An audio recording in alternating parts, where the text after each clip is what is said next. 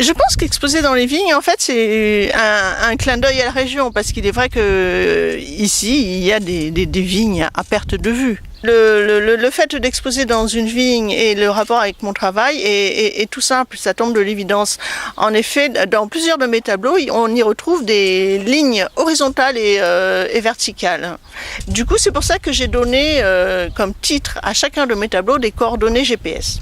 Je retrouve ces lignes horizontales et verticales dans une vigne. Du coup, comme chaque tableau a pour titre des coordonnées GPS dénonçant une action plutôt négative, souvent, il faut bien le reconnaître, de l'homme, j'ai décidé de placer dans cette même vigne, chaque tableau a ses coordonnées GPS. C'est pour cette raison que ils ne sont pas alignés, ils sont situés de façon éparse. Et autre chose, donc du coup, lorsque le visiteur arrive et sillonne la vigne, en fait, c'est ça qui est bien et que j'adore, il sillonne le monde.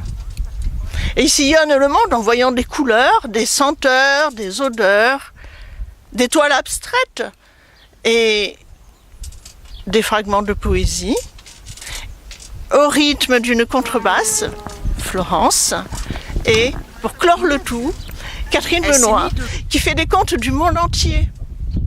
Donc voilà, c'est le quatuor de femmes, c'est-à-dire 4 façons de voir le même thème, mais 4 personnes différentes. En fait, voilà, je crois que c'est ce que je voulais exprimer.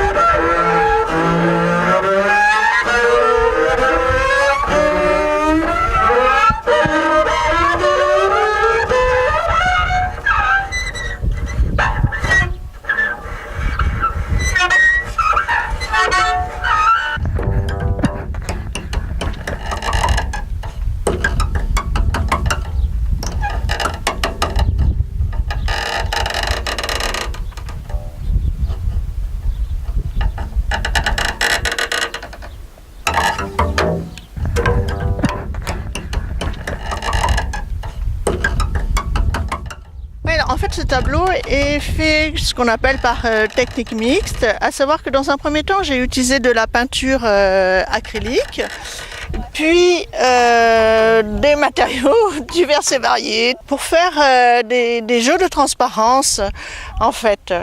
Et je l'ai appelé l'ébullition du coquelicot. Parce que bon, je trouve ça joli déjà, d'une part, et puis surtout, j'ai appris que, après des recherches, j'ai appris qu'il y a quelques scientifiques qui avaient montré que le coquelicot, en fait, fleurit de plus en plus tôt. Et si, avec le dérèglement climatique, on n'arrive plus à avoir de vie végétale, mais où ira-t-on, quoi? Enfin bon, mais voilà, il s'appelle l'ébullition du coquelicot, il est génial, j'adore.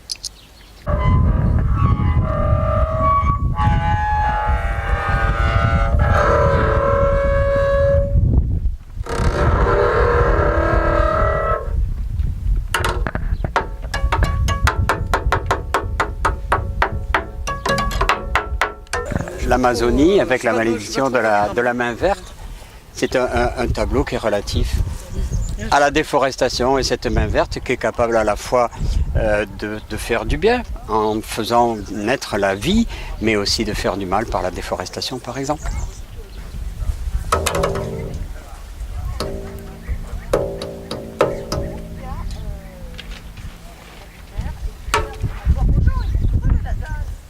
Donc ce tableau s'appelle le Totoaba macdonaldensis. Et pourquoi je l'ai fait? Parce que je trouvais que le titre était franchement très rigolo. C'est un poisson qui est du golfe du Mexique, enfin qui était, parce qu'on va bientôt pouvoir en parler, vu que c'est une espèce en voie de disparition.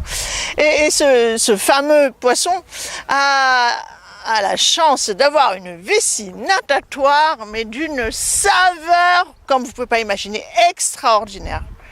Conséquence de cela, elle se vend à 15 000 € le kilo. Bah, et voilà, alors donc du coup, qu'est-ce qui se passe? Bah, tout le monde veut les chasser.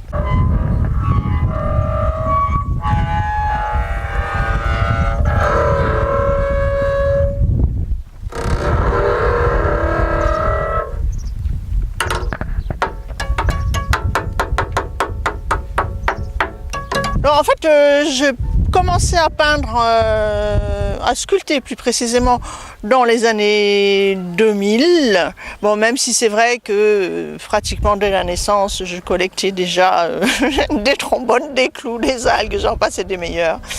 Après, au Sénégal, j'ai fait beaucoup de colliers avec des cornes, des filets, des bouées, et c'était cool. J'avais un plaisir fou à réaliser tout cela. Et après, j'ai complètement changé de style. Quand je suis à Mayotte, j'ai fait des sculptures. J'ai beaucoup plus travaillé sur la femme, donc totem de maternité.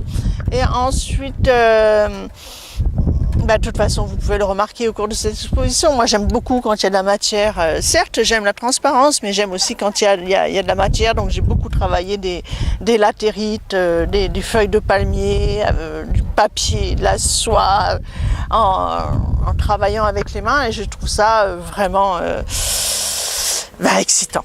Voilà, je crois que c'est le bon terme.